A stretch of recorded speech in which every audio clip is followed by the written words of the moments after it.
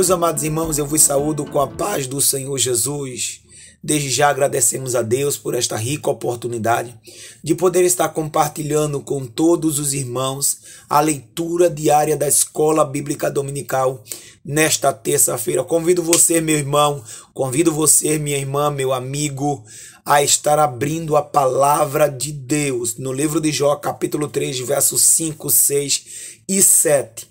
Estamos diante da quinta lição da Escola Bíblica Dominical, que será aplicada dia 2 de agosto, neste domingo, e tem como tema o lamento de Jó.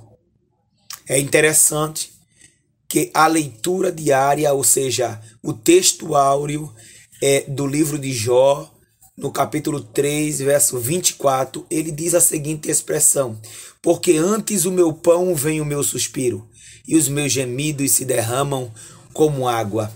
Bem sabemos que o sofrimento ele pode levar a gente a uma extrema angústia, mas a gente não pode perder a esperança de que Deus irá agir ao meu e ao teu benefício.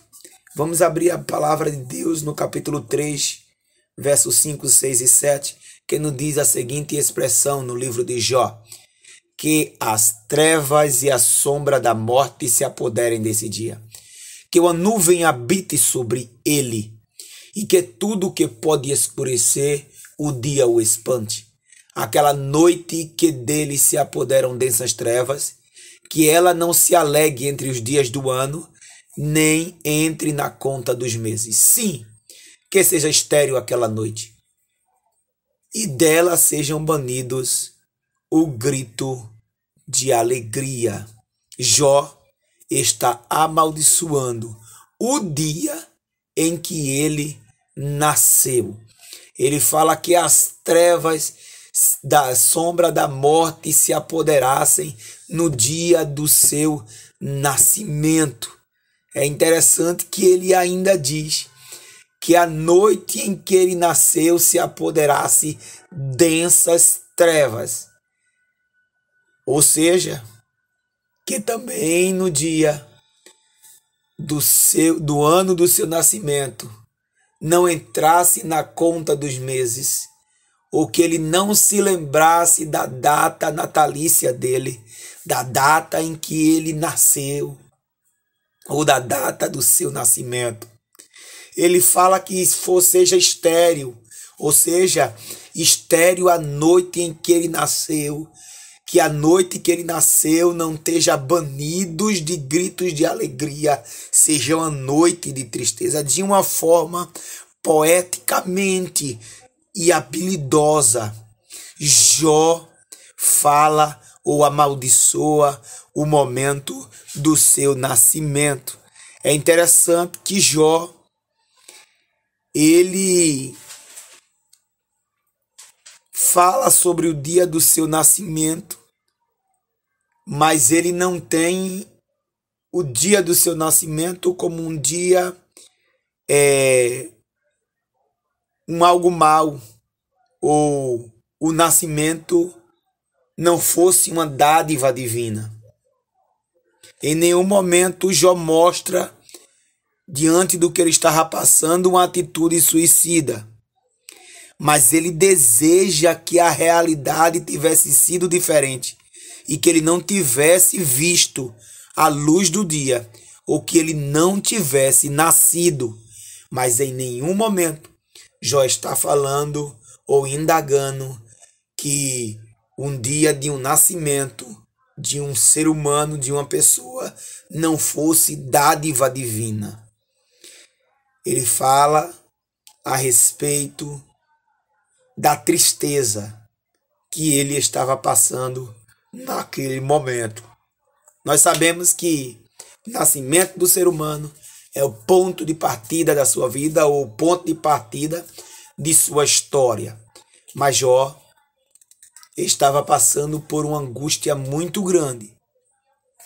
Mas em nenhum momento ele teve uma atitude suicida, de querer se suicidar, de querer se matar, ou tirar sua própria vida. Ele amaldiçoa o dia em que ele nasceu. Ele fala que a noite que ele nasceu, ela seja estéril, que não tenha gritos de alegrias. Jó estava extremamente angustiado pela situação que ele estava passando. Havia um campo espiritual. Jó não sabia o que estava acontecendo.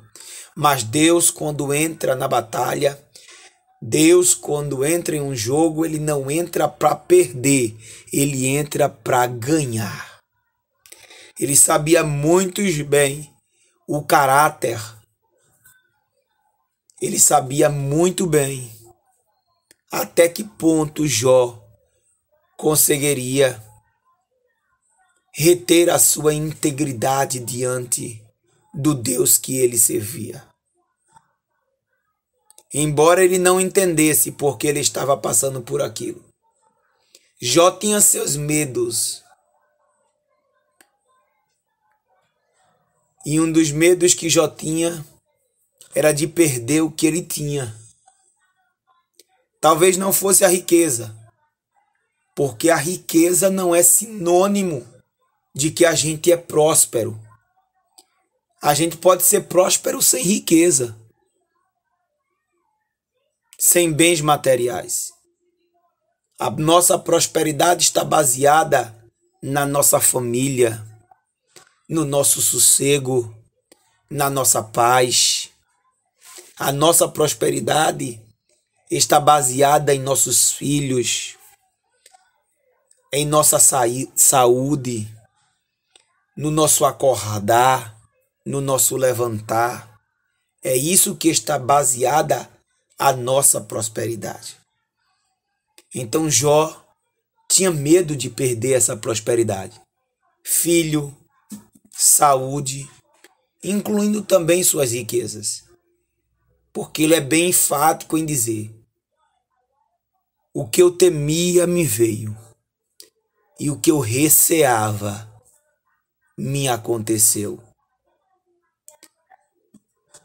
Essa era a oportunidade que Jó teve de enfrentar os seus medos e de conseguir e de ter uma estrutura bem maior de que ele já tinha. Glória ao nome de Jesus. Tudo o que Jó passou, isso trouxe uma maior estrutura. As suas raízes cresceu e ele passou a conhecer a Deus de perto. Pois Jó, em suas palavras, ele disse: antes eu te ouvia só de falar, mas agora meus olhos te veem. Jó passa a ter uma intimidade maior com Deus depois das provações que lhe sobrevêm. Depois de tudo que ele passa, ele pode dizer: Deus, agora meus olhos te veem. Conforme capítulo 42, verso 4.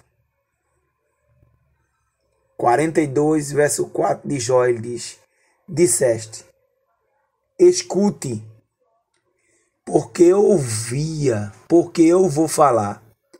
Fareis pergunta e tu me responderás. Eu te conhecia só de ouvir, mas agora meus olhos te veem. Glória ao nome de Jesus.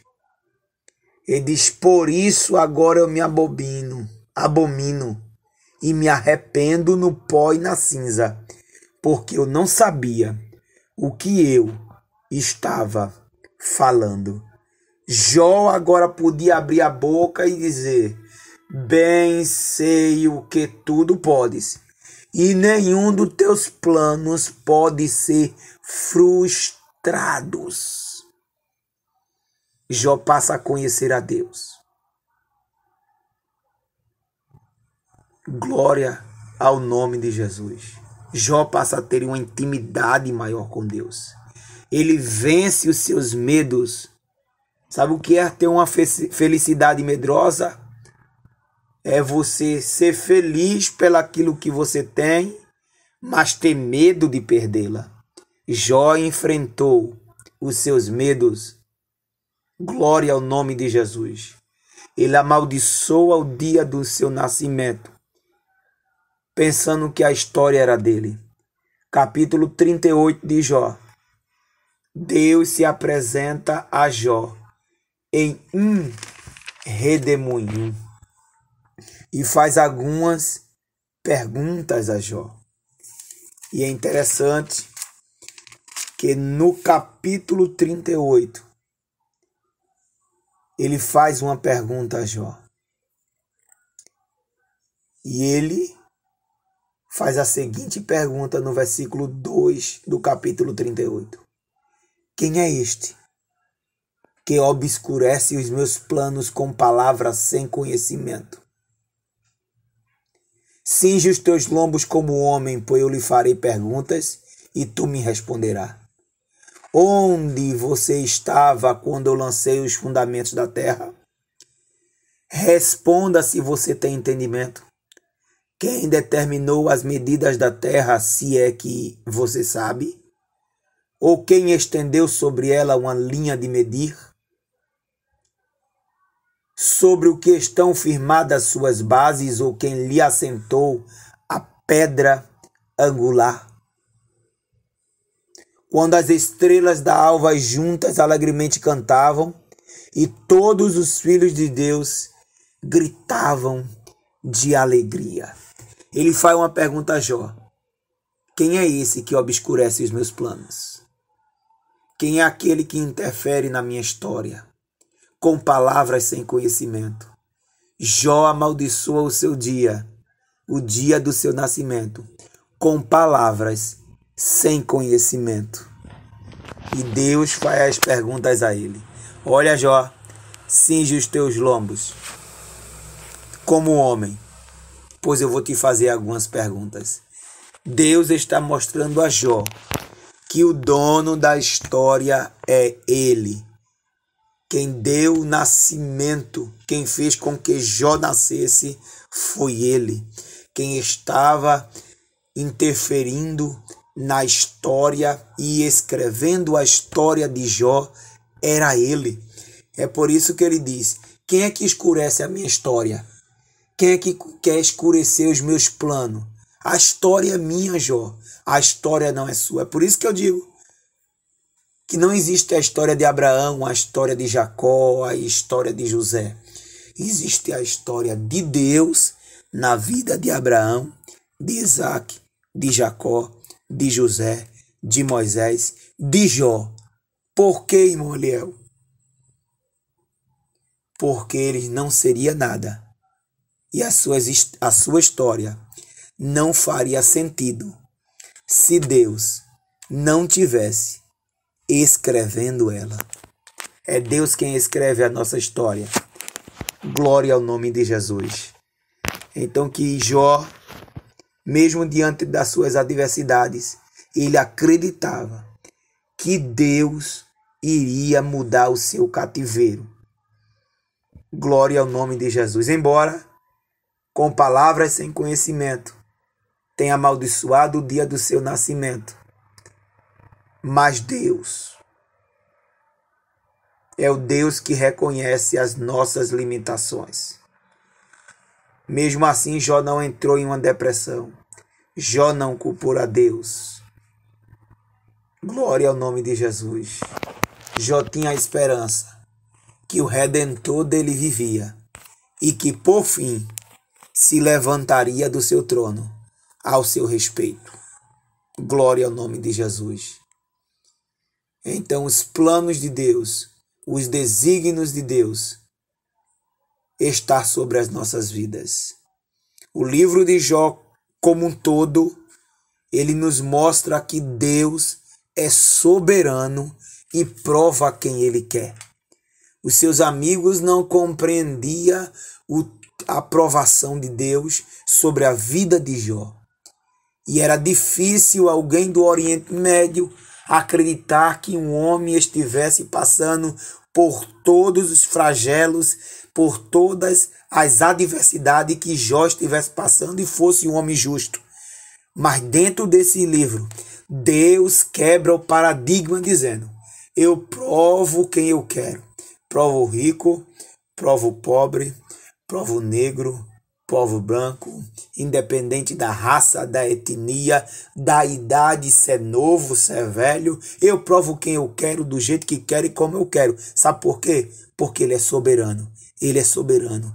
E não esqueça, a soberania de Deus está sendo administrada sobre as nossas vidas. Que Deus nos abençoe em nome de Jesus.